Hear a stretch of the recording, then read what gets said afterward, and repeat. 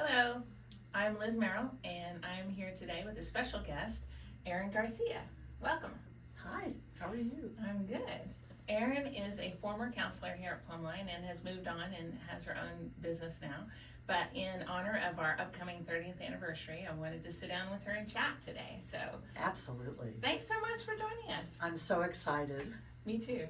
So when you were at Plumline, remind me, when was that and what brought you to Plumline? So that's a great story, very interesting. 2003, and I had known Terry, formerly Terry Ewing, from Emmaus Walk. And we had children that knew each other and all this. And somehow we connected up after I had been trained Elijah House training and some inner healing things, and at the time Theophostic prayer. Right. And we just joined together and started talking about my background versus what he was doing in this new Plumline. And we kind of met.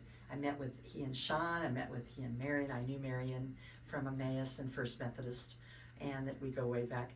And we realized that there might be a match in terms of what he knows in clinical counseling and his vast background. Right. And then kind of maybe the more feely, inner healing, feely stuff Very cool. that I had. And so we joined together about 2003. So 2003, that means you were one of the first few. Yes. So maybe 4 or 5 counselors in? Yes. Yeah. Yes. And so that's back when the structure was a lot different and things like that. Right. So tell me, what made you want to stay at Plumline? What was the passion in there? I never really considered myself a pastoral counselor. I felt I was more of an inner healer type thing.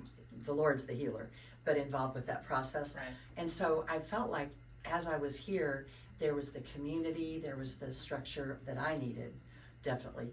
And the learning and just Terry's heart. And also the way that we were learning more and more and opportunities to teach. I taught something for the eating disordered called hungry. I had an eating disorder, I'm over recovered now. And then I got to teach some other things like the shelter from the storm, which was the sexual abuse. And I really welcomed the opportunities to also be involved, participate that way. Exactly. Yeah, I remember those classes. So. And then the counselees. Well, yes, exactly. Some of which are my dear friends now. Exactly. That's one of the beauties of what we do, is that our dual relationship policy allows us to be objective in the counseling office, but at the same time, come alongside them and have normal, healthy discipleship later on. Yes. Yeah, that's one of the things that attracted me as well. So here we are, coming up on 30 years. Can you believe it? No. I'm amazed. Truly amazed. It's a work that God has blessed. So I know from my experience that you refer people often to Plumline. So yes. What makes you refer people to Plumline? What is it about Plumline that causes you to refer people? So in my coaching classes or my coaching with my coaching clients, I find that they might need codependency, or they need to learn more about safe people, or boundaries, definitely boundaries. And I just know that we've got that format. And then I meet the ones that that they would be great in the people helping, and they need the whole schmear. They need soul care, every part of it. And I find myself, in fact, I need to pick some up today, some more of the little schedule for soul care. Right. And I just meet the candidates. And in fact, I have one right now I'm working on. Awesome. And it just seems like a great fit. Well, I hope you'll join us at our 30th anniversary. It wouldn't be an event without you there.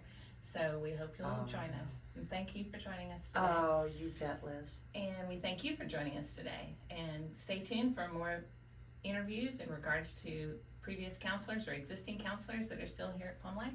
And we're so thankful for Erin and all that she's done with the ministry. And we thank you for all you've done to help us continue. Have a blessed day.